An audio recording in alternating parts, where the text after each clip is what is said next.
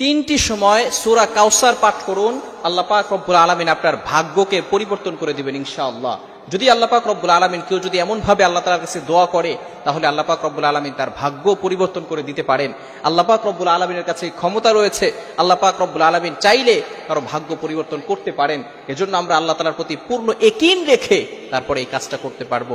যদি আমরা এই আমলটা করতে পারি, তাহলে আমরা অনেক বিষয় আল্লাহ তাআলার কাছে দোয়া করি, কিন্তু দেখা যাচ্ছে সেই দোয়াগুলো কবুল হয় না। এই ক্ষেত্রে যদি আমরা এই আমলটা করেও দোয়া করতে পারি, তাহলে আল্লাহ পাক রব্বুল আলামিন সেগুলো অ্যাকসেপ্ট করবেন, কবুল করে নেবেন। চমৎকার একটি আমল, তিনটি সময়ে আপনি আমলটা করবেন।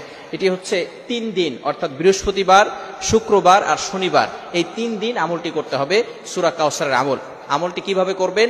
আপনি 3 দিন, বৃহস্পতিবারে এবং শুক্রবারে এবং শনিবারে, এই 3 দিনে বৃহস্পতিবার ফজরের নামাজের পরে 11 বার দুরূদ শরীফ পড়বেন, এরপরে সূরা কাউসার 129 বার পড়বেন বিসমিল্লাহ সহকারে, এরপরে আবার শেষে 11 বার দুরূদ শরীফ পড়বেন। এটা ফজরের নামাজের পরে একবার আমল করবেন, এরপরে আসরের নামাজের পরে আবার এই আমলটা করবেন, অর্থাৎ 11 বার দুরূদ শরীফ পড়বেন, এরপরে আপনি 129 বার সূরা কাউসার পাঠ করবেন, এরপরে আপনি 11 বার দুরূদ শরীফ পড়বেন।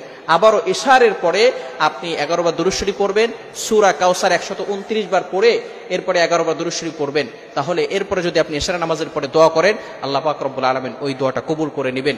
আপনার অনেক দোয়া আছে, যে দোয়াগুলো আপনি চাচ্ছেন কিন্তু হচ্ছে না, এই বিষয়গুলো যদি আপনি এই আমলটা করে করতে পারেন, ইনশাআল্লাহ আল্লাহ পাক রব্বুল আলামিন আপনার জন্য ব্যবস্থা করে দিবেন। এভাবে আপনি বৃহস্পতিবারের দিনে ফজরের পরে, এরপরে আসরের পরে, এরপরে ইশারের পরে দোয়া করবে, এই আমলগুলো করে ইশারা নামাজের পরে দোয়া করবেন। আবার শুক্রবারে সেম ভাবে ফজরের নামাজের পরে আপনি 11 বার দুরূদ শরীফ পড়বেন, সূরা কাউসার 129 বার পড়বেন, আবারও 11 বার দুরূদ শরীফ পড়ে এরপরে আপনি আল্লাহর কাছে দোয়া করবেন। এভাবে শুক্রবারের দিনও ফজরের পরে, আসরের পরে, ইশারের নামাজের পরে, আবার শনিবারের দিনও ফজরের পরে, আসরের পরে, ইশার পরে, এগুলো পরে যদি 3 দিন আপনি টানা এভাবে আমল করতে পারেন, ইনশাআল্লাহ আপনি নিজে ফলাফল দেখতে পারবেন। আপনার যেই দোয়াগুলো আছে, যেগুলো আপনি আল্লাহর কাছে করতে চাচ্ছেন, এই দোয়াগুলো আল্লাহ পাক রব্বুল আলামিন অ্যাকসেপ্ট করবেন, আল্লাহ পাক রব্বুল আলামিনের কাছে গ্রান্টেড হবে। আপনি অবাক হয়ে যাবেন যে আল্লাহ পাক রব্বুল আলামিন কিভাবে মানুষকে দিতে পারেন। সুতরাং আপনি অনেক সময় দেখা যাচ্ছে হতাশ হয়ে যান, আমি এত দোয়া করছি, দোয়া কবুল হচ্ছে না কেন? ভালো করে মনে রাখবেন, দোয়া কবুল না হওয়ার যে কারণগুলো রয়েছে, তার ভিতরে 1 নাম্বার হচ্ছে হারাম ভক্ষণ করা। হারাম ভক্ষণ করা যাবে না। ইউর ইনকাম শুড বি হালাল, ইউর ফুড শুড বি হালাল, ইউর ড্রিঙ্ক শুড বি হালাল। আপনার অলওয়েজ হালাল হতে হবে, হারাম ভক্ষণ কখনো করা যাবে না। আপনি যদি হারাম ভক্ষণ করেন, এরপরে আপনি যেভাবে যাই করেন না কেন, আপনি যদি কাবা শরীফের ভিতরে গিয়েও যদি আল্লাহর কাছে কাঁদতে কাঁদতে চোখের পানি শেষ করে ফেলে চোখ দিয়ে রক্ত বের করেন, তারপরেও কিন্তু আল্লাহ তাআলা আপনার দোয়াগুলো অ্যাকসেপ্ট করবেন না। এজন্য সবসময় চিন্তা করা, হারাম কাজ না করা।